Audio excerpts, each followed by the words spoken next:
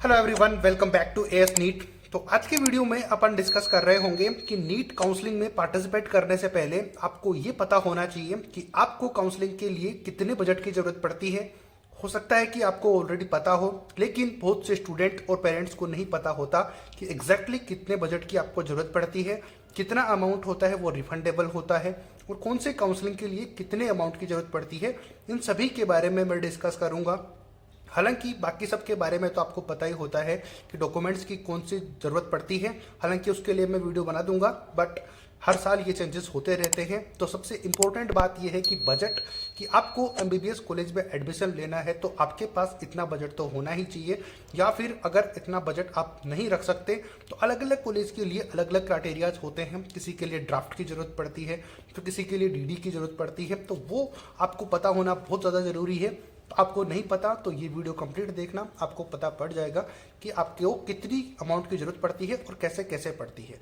तो स्टार्ट करेंगे video, like और सब्सक्राइब कर देना अगर आपको पसंद आए तो चलो स्टार्ट करते हैं।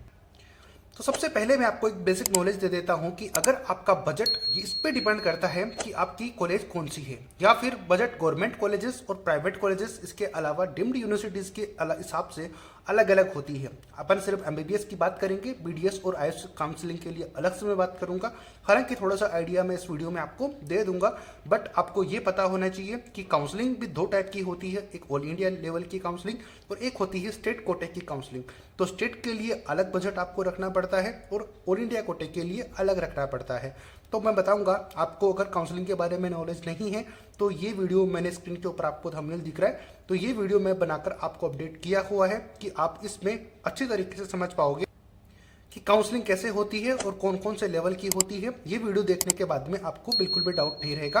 उसके बाद में आपको अमाउंट कितनी जरूरत पड़ेगी, डॉक्यूमेंट्स के लिए मैं अलग से वीडियो बना दूंगा क्योंकि वो भी चेंज होते रहते हैं हर साल के अकॉर्डिंग। तो आप मुझे कमेंट कर दोगे तो बेटर रहेगा, हालांकि मैं आपको अपडेट करता रहता हूं। तो आपको इतनी बात समझ में आ गई, तो नेक्स्ट बात करते हैं। जितने भी टाइप के डेटा होंगे, जितने मेरे पास पॉसिबल होंगे, मैं आपको स्क्रीन के ऊपर लगा भी दूंगा, जिससे कि आपको समझने में थोड़ी और आसानी हो जाएगी। तो सबसे पहले बात करते हैं ऑल इंडिया कोटे और स्टेट कोटे, दोनों की अलग अलग फीस होती है, जो कि मैंने बताया हुआ है आपको ऑलरेडी, थोड़ी देर पहले बताया और आप काउंसलिंग की वीडियो में देख लोगे। तो फीस दो टाइप की होती है, एक तो रजिस्ट्रेशन फीस, यानी कि जब काउंसलिंग स्टार्ट होगी रिजल्ट के बाद में, तो मैं अपडेट कर दूंगा आपको। पूरी काउंसलिंग में आपको आपके साथ करवाने वाला हूं, हर एक स्टेप समझाऊंगा, हर एक चीज आपको क्लियर करूंगा। और अगर आपको कोई डाउट लगे तो आप मुझे जरूर पूछ सकते हो, डायरेक्ट डीएम कर सकते हो। इंस्टाग्राम आईडी का लिंक डिस्क्रिप्शन में गिवन है, वहां पर मुझे आप मैसेज कर सकते हो, मैं जरूर रिप्लाई करूंगा। दूसरा अमाउंट होता है सिक्योरिटी अमाउंट। तो इन दो अमाउंट्स की जरूरत पड़ती है। एक होता है इसको कॉलेज के अंदर भी फीस भी डिपॉजिट करनी पड़ती है, वो मैंने यहाँ पे नोट नहीं की क्योंकि वो तो आपको एडमिशन मिलने के बाद की प्रोसेस है, बट फिलहाल ये जो प्रोसेस है आपको एडमिशन लेने के लिए करनी पड़ती है, तो ये मैं आपको बता रहा हूँ। तो सबसे पहले गवर्नमेंट कॉलेजेस और इन सब के लिए मैं बात करता हूँ आपको, मैं दिखाता हूँ नीचे आपको स्क्रीन के ऊपर, फिर आपको अच्छे से समझ में आ जाएगा क्योंकि यहाँ पर आधा ही दिख रहा है। तो यहाँ पर बात करें गवर्नमेंट एमबीबीएस कॉलेज की, यानी कि ऑल इंडिया कोटे और स्टेट कोटे की बात उस वीडियो में मैंने की हुई है, तो वहाँ से आपको समझ में आ जाएगा। अगर आपको समझ में आया हुआ है पहले ही तो फिर बहुत अच्छी बात है। तो गवर्नमेंट एमबीबीएस के लिए आपको सिक्योरिटी अमाउंट जमा करवाना पड़ती है, जो कि 10,000 रुपीज़ होती है यूआर के लिए। जनरल कैटेगरी के लिए 10,000 रुपीज़ होती हैं, ओबीसी, एससी, एसटी और पीडब्ल्यूडी के लिए 5,000 रुपीज़ होती हैं, और ये सारे रिफंडेबल हैं। अब रिफंडेबल हैं तो हो सकता है कि आपको इसके बारे में नॉलेज ना हो, लेकिन एक बात मैं क्लियर कर देता हूं कि चाहे आपको कॉलेज मिला हो या फिर ना मिला हो, तब भी आपको ये अमाउंट रिफंड होता है। लेकिन इसके डिफरेंट डिफरेंट क्राइटेरियाज हैं। वो इसलिए हैं क्योंकि बहुत से स्टूडेंट को पता नहीं होता कि काउंसलिंग कैसे करनी होती है, तो उनकी जो सिक्योरिटी अमाउंट है वो फॉरफिट हो जाता है, जिसकी वजह से उनको मिल नहीं पाता और पता भी नहीं चलता कि हमारे पैसे आखिर गए कहाँ और आपको हमें वापस क्यों नहीं मिले। तो बहुत सी दिक्कत होती है स्टूडेंट की, इसीलिए आपको किसी जान पहचान वाले से, यानी या फिर उन लोगों से काउंसलिंग करवानी चाहिए जिनको इसके बारे में नॉलेज हो। अगर आप इस वीडियो की हेल्प लेना चाहते हैं इस चैनल की, तो डिस्क्रिप्शन में इंस्टाग्राम आईडी का लिंक है, वहां मुझे आप डीएम कर सकते हो, मैं जरूर रिप्लाई करूंगा। डीम्ड यूनिवर्सिटीज की बात की जाए तो यहाँ पर सभी कैटेगरीज के लिए आपका सेम ही अमाउंट लगता है, या फिर प्राइवेट कॉलेजेस की भी बात कर लो, प्राइवेट कॉलेजेस और डीम्ड यूनिवर्सिटीज दोनों के लिए आपको सिक्योरिटी अमाउंट 2 लाख रुपीज जमा करवाने पड़ते हैं, जो कि रिफंडेबल होते हैं। और एक बात यहाँ पर मैं और क्लियर कर देता हूँ कि कॉलेज के लिए आपको अलग से जमा करवाने पड़ेंगे और यहाँ पर आपको अलग से करवाने पड़ते हैं। वो कॉलेज की फीस के बेसिस पर आपको डिफरेंट तरीके से समझ में आ जाएगी, मैं आपको आगे और क्लियर कर दूंगा। बट सबसे इंपॉर्टेंट बात मैं समराइज कर देता हूँ कि सबसे पहले आपको रजिस्ट्रेशन अमाउंट की जरूरत पड़ेगी, उसके लिए मैं आगे बता दूंगा। लेकिन उसके बाद में सिक्योरिटी अमाउंट है, क्योंकि ये बहुत काफ़ी ज़्यादा है स्टूडेंट के लिए, तो फिर इसको लिए बताना बहुत ज़्यादा ज़रूरी है, क्योंकि 10,000 रुपीज़ हो सकता है किसी के लिए बहुत मिनिमल हो, लेकिन मैं बात उनकी कर रहा हूँ जिनके लिए 10,000 रुपीज़ बहुत ज़्यादा होते हैं, तो बहुत ज़्यादा इंपॉर्टेंट होती है, हर एक रुपया बहुत ज़्यादा इंपॉर्टेंट होता है, तो बात करना ज़रूरी है। आपको सारी इन्फॉर्मेशन चैनल ऑनलाइन मिल जाएगी, लेकिन ये इन्फॉर्मेशन हो सकता है कि कम ही मिल पाए, तो सभी लोगों तक इसको शेयर कर देना। 10,000 रुपीज़ होती है, रिफंडेबल होती है, कैटेगरी वाइज मैंने यहाँ पे नोट की हुई है। डीम्ड यूनिवर्सिटीज़ प्राइवेट कॉलेजेस के लिए 2 लाख रुपीज़ होती हैं, स्टेट के लिए अलग होती हैं, और बीडीएस की अगर बात करें गवर्नमेंट बीडीएस के लिए तो वो भी 5,000 रुपीज़ होती है, लेकिन प्राइवेट के लिए 1 लाख रुपीज़ होती है। अभी और बात कर लेते हैं रजिस्ट्रेशन अमाउंट की। रजिस्ट्रेशन अमाउंट की बात करें तो ये 3,000 से लेकर 10,000 तक डिपेंड करता है कि आप कौन सी काउंसलिंग में पार्टिसिपेट कर रहे हो, ऑल इंडिया कोटे की या फिर स्टेट कोटे की, वो अलग अलग होती है। जैसे कि अपन बात कर ले यूपी के स्टेट की, तो यूपी के स्टेट के अंदर आपके अलग अलग क्राइटेरियाज के अकॉर्डिंग आपको सिक्योरिटी अमाउंट जमा करवाना पड़ता है और रजिस्ट्रेशन की फीस भी लगती है। तो रजिस्ट्रेशन की फीस वेरी करती है हर साल, क्योंकि हर साल एनएमसी या चेंज करता रहता है, स्टेट अपनी तरफ से चेंज करते रहते हैं, तो वो तभी पता चल पाएगा। अभी मैं आपको जो डाटा दिखा रहा हूँ स्क्रीन के ऊपर, वो 2023 के बेसिस पर है, क्योंकि 24 की तो अभी स्टार्ट ही नहीं हुई, तो आपको ये पता होना बहुत ज़्यादा जरूरी है। तो अभी नेक्स्ट बात करते हैं कि आपको क्या इंपॉर्टेंट बातें ध्यान रखनी है उसके बारे में।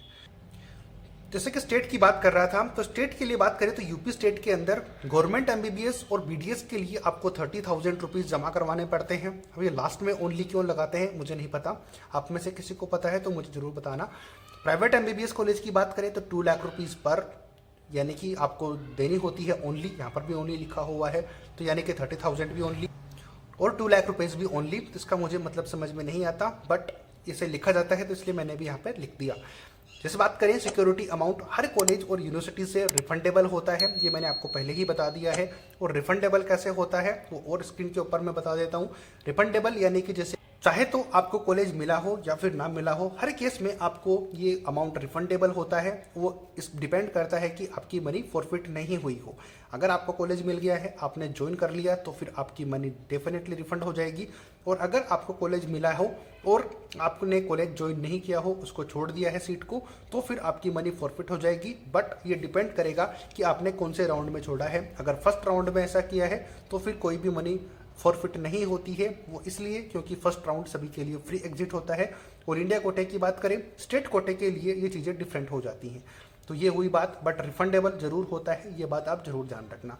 तो सबसे इंपॉर्टेंट बात ये थी कि इन बातों का आपको ध्यान रखना है। तो ध्यान ये रखना है कि बहुत से कॉलेजेस में आपको एडमिशन मिलने के बाद में आपको वहाँ की फीस जमा करवानी पड़ती है, तो उसके लिए आपको डीडी बनवानी पड़ती है, ड्राफ्ट बनवाने पड़ते हैं।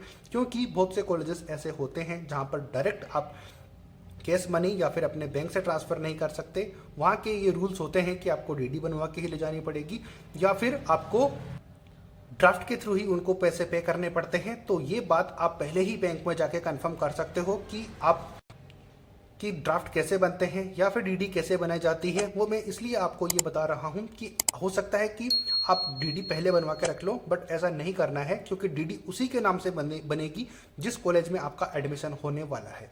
तो आपको अभी तो पता नहीं है कि आपको कौन से कॉलेज में एडमिशन मिलने वाला है, तो फिर आप डीडी पहले नहीं बनवा सकते। तो फिर आप ये बोल सकते हो मुझे कि तो फिर पहले आप क्यों बता रहे हो। पहले मैं इसलिए बता रहा हूँ कि आपका जिस भी बैंक अकाउंट में अकाउंट है जहाँ से आप पैसे डिपॉजिट करने वाले हो उस कॉलेज के अंदर, तो उस बैंक में आप जाके इन्फॉर्मेशन कलेक्ट कर सकते हो या फिर उनसे इंक्वायरी कर सकते हो कि डीडी बनवाने के लिए किस किस चीज़ की ज़रूरत पड़ेगी या फिर क्या क्या करना पड़ेगा, कितना अमाउंट चार्जेस लगेंगे, किस तरीके से होंगी। वो सारी चीज़ इन्फॉर्मेशन आप कलेक्ट करके रख लोगे अभी से, तो फिर आपको जब काउंसलिंग आप करवाओगे, क्योंकि रिपोर्टिंग के लिए ज़्यादा टाइम दिया नहीं जाता, 3 से 7 दिन का टाइम दिया जाता है, तो हो सकता है आपका कॉलेज ऑल इंडिया कोटे में कहीं पर भी मिल सकता है, तो फिर आपके लिए प्रॉब्लम हो। तो इसके लिए आपको पहले से इन्फॉर्मेशन कलेक्ट करके रखनी पड़ेगी। तो बैंक में जाके आप क्लियर कर लो ना कि आपको किस तरीके से ड्राफ्ट या फिर डीडी बन सकते हैं, उसमें आपको बहुत ज़्यादा हेल्प हो जाएगी। पहले इसलिए बताने का रीज़न है कि काउंसलिंग से पहले सारी इन्फॉर्मेशन आप कलेक्ट करके रखोगे।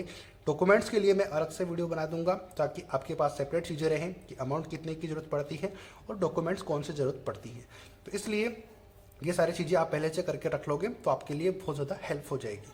तो यही था मेरा बताने का रीज़न कि सिक्योरिटी अमाउंट मैंने आपको बता दी है कि सबसे पहले आपको ज़रूरत पड़ेगी काउंसलिंग में पार्टिसिपेट करते टाइम पर ही आपको ये ज़रूरत पड़ेगी, तो आप पहले से अरेंज करके रख लेना।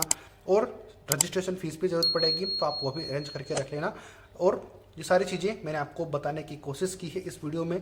तो आई होप कि आपको सारी इन्फॉर्मेशन समझ में आ गई होगी। अगर आप कौन से स्टेट से देख रहे हो, क्या आपका डाउट है रह गया है इसमें भी, तो आप मुझे ज़रूर कमेंट करके पूछ सकते हो। डीएम कर देना, इंस्टाग्राम आईडी डिस्क्रिप्शन में गिवन है, वहाँ पर मैं ज़रूर रिप्लाई करूँगा। मिलते हैं नए अपडेट नई वीडियो के साथ। जय हिंद, जय भारत।